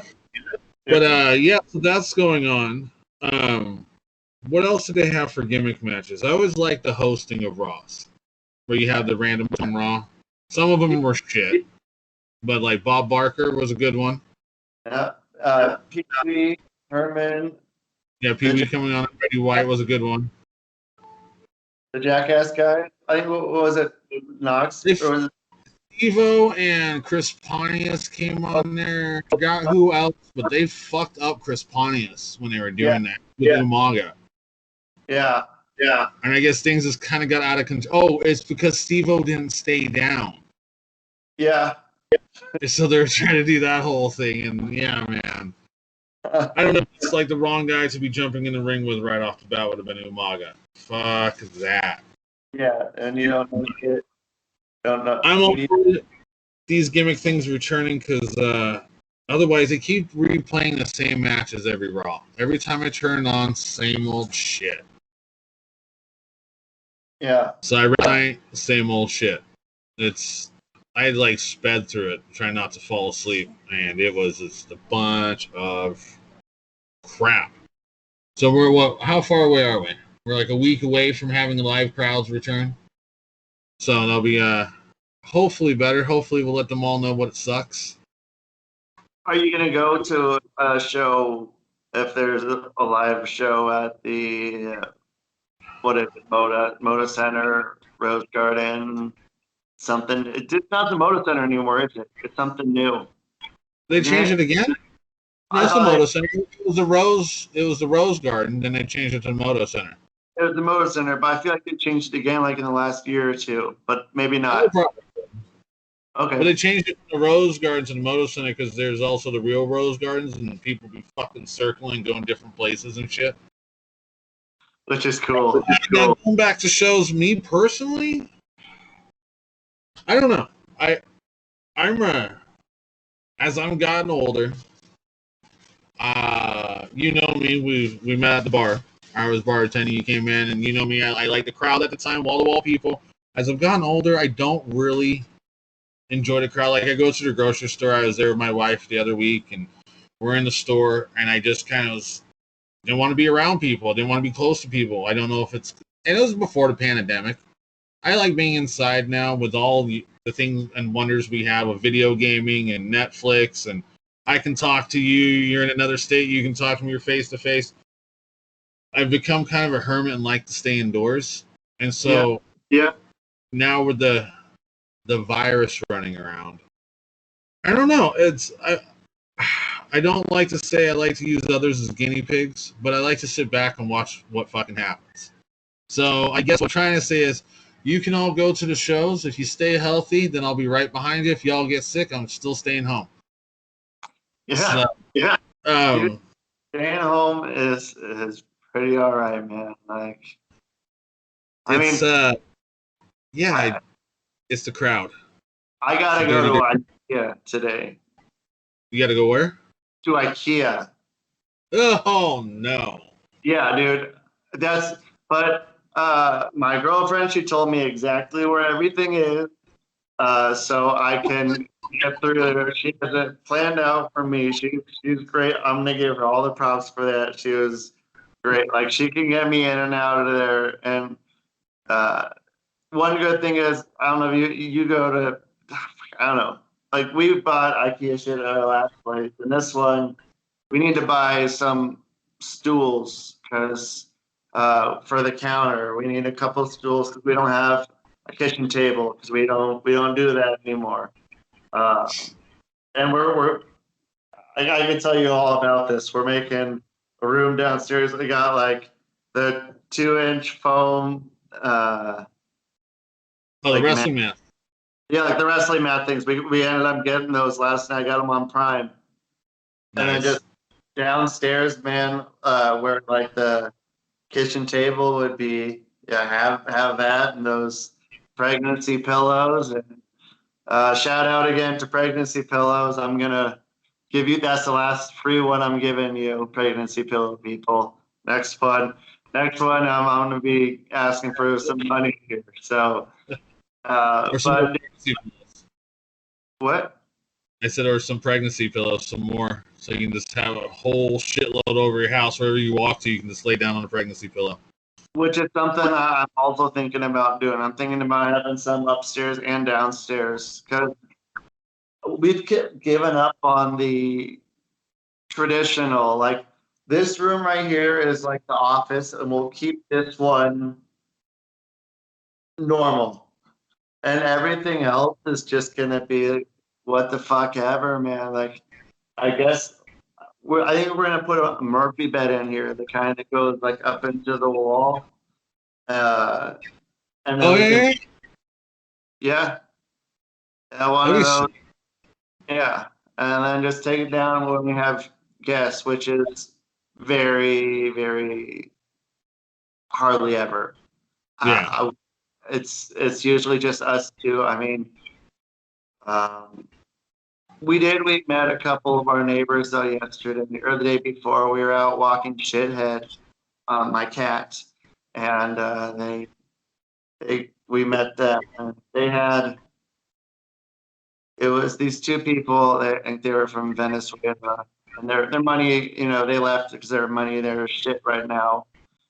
And they had a daughter, and she had a pretty full diaper. So every time I kept like wondering what it is. I'm like, is there like some like dog shit or something? And then I found out I saw the daughter was wearing a diaper, and I was like, oh, okay, the daughter shit her pants. So like, but dude, that's like, but most people, the neighbors that we meet, don't remember us. They'll remember Shithead the cat. They'll ask us about the cat. They will never ask us anything about us, which is great too.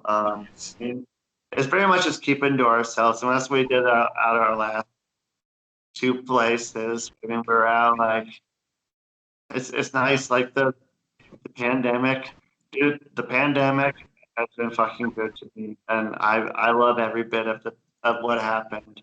I'll take the bad shit that's happened, but man, the pandemic's been good to me. So thank you. Yeah, it's been a wild one, man. I mean, lots of changes, like we're talking about, not just wrestling, but just to our lives and what we've done. I mean, I think in between this is that kind of the podcast kind of evolved is through this pandemic. We're finding things to do. We kept talking about it over the last year, and then we're just like, fuck it, let's do it. And this is where we've gotten to. And if it wasn't for the pandemic, I probably wouldn't have gotten involved in a couple of new things to make it evolve. But I guess in one way, it's opened up new paths for me. In another way, it's kind of put up some walls, especially like we're saying, being around people. And yeah, I'm going to give it a good year, at least a good year to go back to live shows. If they're local shows, I'm down to go to a local show.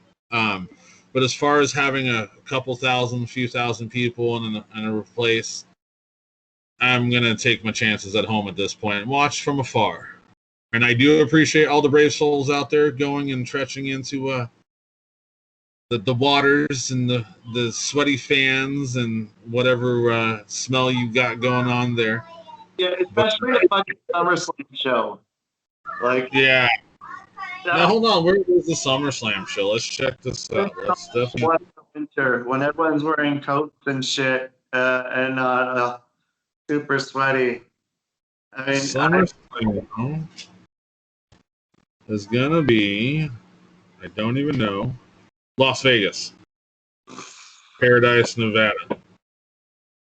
So that's one of the towns it's a stadium. The stadium. It's open. Dude, you're gonna fucking take. And you know how much, dude? Okay, here's my thing. Watch how long people are on the fucking mat there. Unless they're switching the mat every match. That mat is gonna be hot as fuck. And I've done some outside shows in the sun, and you get on the mat, you're gonna be fucking doing anything. You're gonna be trying to fucking fight your way back out of that stuff to get up back on your feet. That shit sucks. So. Yeah. What about those Luger and Steamboat fans? Where are you? So I got a thing for next show on that. We're gonna open up a segment. I may have somebody that we can bring in. They're a Steamboat fan, not a Luger fan, though. Okay, that's still we're having a Luger talk. I don't know if we're ever gonna get to a Luger fan, because if we can't find a Steamboat fan right off the bat, finding a Luger fan is gonna be like finding a mythical creature at this point.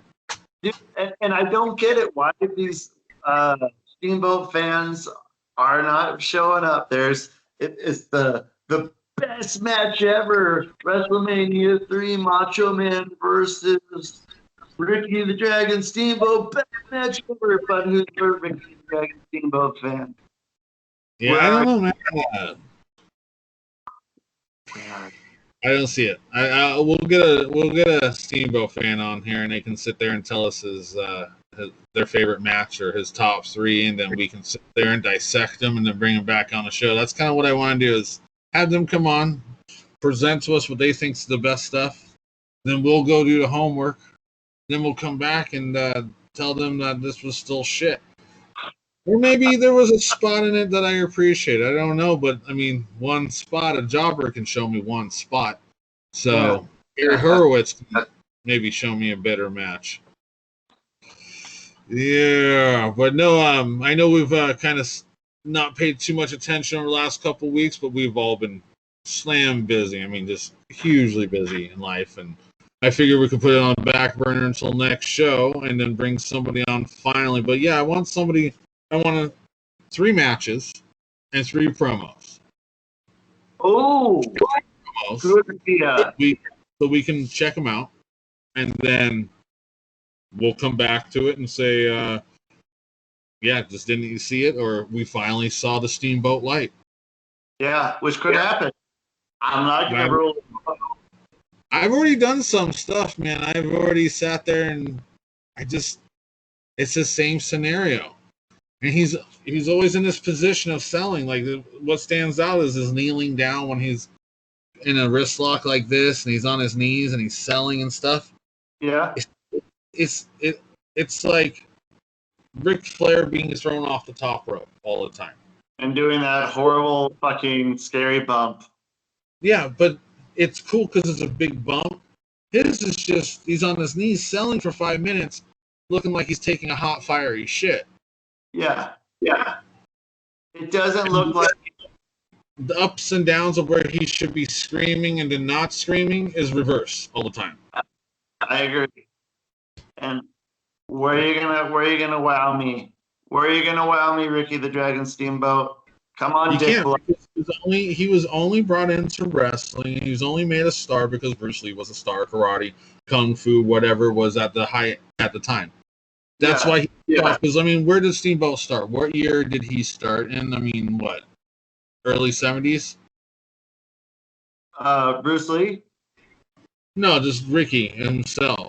I don't know when Ricky Steamboat started. I mean, let's say at the earliest 1987, but he was a long way before that, I bet. Let's see. I, Yeah, I'm gonna have to do some studying on this on Wikipedia's ass. because, 1976. okay, 1976, Bruce Lee was fucking huge. And it's like, okay, here's another guy that looks like he's not Chinese, is he? I don't know what he is. I thought Bruce Lee or Ricky?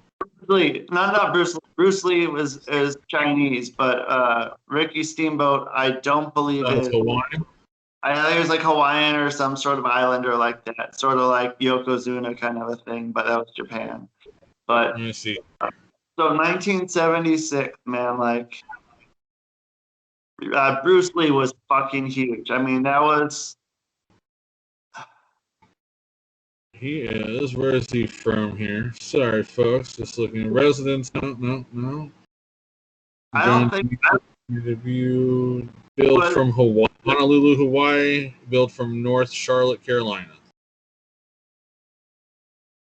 That's where he's built from. So I'm guessing he was born in Hawaii. He was born New York, West Point, New York. Okay, but 328. He's probably Hawaiian though. Yeah, I'm guessing he's Hawaiian. Or some sort of. I don't think he's Chinese, but back in the 70s and 80s, it doesn't matter if you got fucking eyes that look like you might be Bruce Lee. Then because his dad Vic Steamboat was born in Honolulu, Hawaii. Wait, so his dad's name was Blood and his son's name Vic Blood. Or what's this? Yeah, Wikipedia's got this shit all fucked up on here. Thanks a lot. It's supposed to be a reliable. Never mind. Wikipedia once I had it wrong. So the Vic Blood was born in Honolulu, Hawaii. He was born in New York. So yeah, probably they moved around after wrestling got started, whatever. So yeah. So we'll do some follow-ups. Like that's the thing, Steamboat. We don't even know where he's from. That's how bad I don't like him. So maybe there was something. Maybe he wrestled in the WWF back to that. If he was in the Northeast Territory, I don't know if he grew up in New York, if he was just born there, but where did he get trained? I thought. Who's Ricky? Yeah, because I thought first he was even like. Vern Gagne and the Iron Sheik trained him. Yep, that Vern Gagne. He's a fucking AWA guy. So maybe there's some. That's yeah. I mean, you got quite a colorful crowd of characters there. He had a Japanese mother and an English father. Okay, so that makes sense. Why you accept? So he worked up in the fucking Midwest and shit, and then went out to New York at some point. AWA 1976 Championship Wrestling from Florida from 76 to 77. Approximately 75. Then we got WWF from 85 to 88. Birth of the Dragon in 85, 86. And then we got 86, 88 for Intercontinental Heavyweight Champion. Oh, so championship there. Where'd he go out? 1989. Jesus. 1989, where'd he go? Or 88? Yeah, he's in WCW. He's 88 WWF, 89 WCW, and then North America in 90, New Japan Pro Wrestling in 90, returned to WF in 91, returned to WCW 91, 94. First retirement, 1994 to 2005. So then he, fucking had what, like a year maybe of after he had that great match at WrestleMania, then they fucking dumped him. Yeah, why would you dump a huge superstar, right? He's The so guy great. the guy had best match ever. You fucking dump him the next year. Why would you do that unless WCW wanted him that badly because his match was that fucking good? Yeah. Give me a break. Stand on here and they can throw out their shit and we'll sit there and go, uh-huh. And they'll somehow try to burn us. We'll see what happens. But I gotta fly. I gotta get running in here. I don't even want to know what's next to me. Piles and piles and piles of orders to get through. But yeah, we'll be back next week. We'll start right off into the Steamboat. And I'll throw some facts out and kind of like what you're talking about. He had such a great match, and then he was gone a year later. We'll throw those ones out there. I'm gonna try to have some Steamboat fans tune in with us so they can tell us the 3 best matches, 3 best promos, and this what so significant makes this guy stand out besides blowing fucking fire and his chop and his overselling. He didn't do it until later. He didn't breathe fire until the fucking 90s. Yeah. What did he do in the 70s and 80s? Fuck if I know. Just the fucking boring ass dude. Like, if you're Bruce Lee, man, you should be a fucking badass. Like, you can't replicate Bruce Lee. Well, I just look at the fun facts of the Bruce Lee and Brandon Lee and the WCW relations. Ooh. Think about that one. Sting, Brandon Lee, Bruce Lee, Steamboat. The Crow gimmick. So someone had a fucking... I think it was a setup, dude. I think Steamboat and Sting somehow got these guys taken out and just killed and everything, and they took Steamboat, stole Bruce Lee's gimmick, and Sting stole Brandon Lee's gimmick from the Crow. You know what? It's not too far-fetched. It's not these days. Yeah. We live in Epstein world, dude. We live in Epstein world, so anything's possible. Yeah. And the scary thing is that this all came into my head as I was sitting there. I was like, well, wait a minute now. His son was Brandon Lee. I'm like, the Crow gimmick. Oh, Sting, Steamboat. We might have started up a murder mystery. We could have started a whole new thing. But well, you got to run. Yeah, now that's got me thinking. Yeah. Kind of like what it was all about. So, yeah, kind of let that one simmer in for a bit. That's a whole new one. Kind of like sitting there thinking, what would have happened if Benoit didn't die and Vince would have kept his death going? That's also another one. There's all kinds of what ifs in this world. But with that, I'm going to jump on out and wrap up another fantastic show. Hopefully, Rob will be back with us next week. Hopefully, we can start making this now just a regular time slot and want to do a live show coming up. I think maybe a live show we could do is either a live watch-along pay-per-view. Yeah. Or a live show giveaway. Okay. And what you got to do is watch out for little details in our shows. And if you can watch out those details and answer the questions later, we'll do out giveaways. So that means you got to watch our whole entire fucking show. Just to get some shit. Yeah, knowing we're going to end. And next show, I'll plug it for free. Because my buddy right here sent me a pregnancy pillow that should be here in the next couple days, so I'll be trying mine out. Oh, yeah. And running late, really late, and making it onto the show. But as always, treat each other with kindness, take care of each other, do something good this week. If it's going to be hot, get up and go get somebody a fucking beverage because they might not want to get up and they're sticky. And you don't want to smell their sweaty asses running by you. But yeah, for all the people that are on the Northwest this weekend, please stay cool. It's going to be a nasty fucking son of a bitch hell out here. It's going to be bad. I think we're, like I said, going to be the hottest in the nation this week.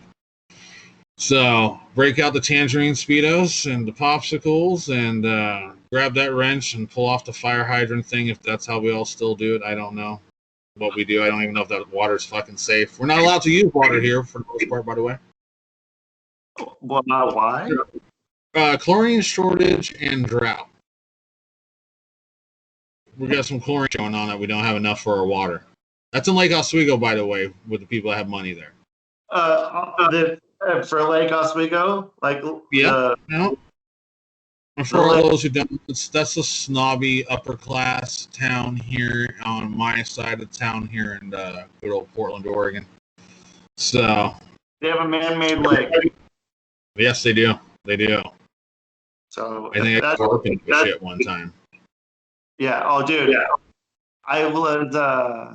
My buddy Tim was living there, right there in those apartments that connect right on McVeigh and whatever Highway 43, State Street, right there. And it was when that shit was drained. Man, you like the smell of dead fish? Yeah, fuck that. Head on to there. So, but yeah, if you see anyone that looks hot and you can fucking cool them off somehow, do that. And don't leave your fucking kids and animals in the fucking car, people. I mean, I don't know how many times y'all got to be fucking told this, but every time this happens, you always hear someone left their fucking kids or animal in the car. At this point, anybody who does that, that's fucking murder. You know better. Don't be doing that. Take care of your kids and your fucking animals and don't leave them in the fucking car. That's horrible. Yeah. So, what I suggest is watch all your wrestling through your windows and sit outside and eat some popsicles and blast that shit. Blast the podcast. Blast our podcast. Stay cool. And yeah, let's hope we survive the shitty weather as some other people in some other states enjoy their cool weather. Yeah, those people. But anyway, I'm out of here. I am G.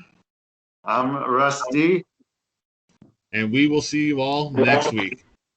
Take care, all.